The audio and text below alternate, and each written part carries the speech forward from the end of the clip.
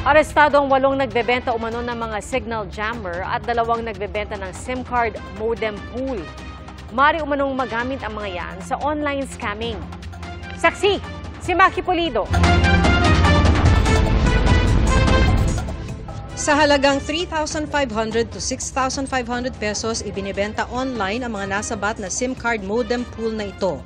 Ang 4 na device kaya raw mag-text blast ng halos 100 text message sa isang pindot ng send.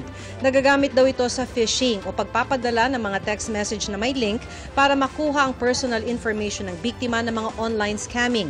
Ayon sa PNP-ACG, pinuslit raw ito ng electrician ng isang nagsarang pogo at tinangkang ibenta online. Siguro dahil nawala na ng trabaho at nakakuha naman siguro siya ng ganyang machines. Just to have money, binibenta niya ng mura.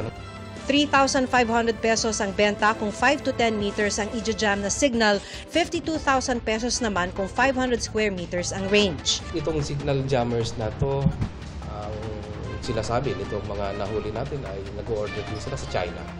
And then they are reselling this online. Na-monitor ng PNP Anti-Cybercrime Group ang bentahan kaya't nagkasa sila ng magkahiwalay na buy-bust operation. 8 ang naarestong nagbebenta ng signal jammer sa Pasig City, 2 naman ang inarestong nagbebenta ng SIM card modem pool sa Muntinlupa. Sasampahan sila ng paglabag sa anti-cybercrime law.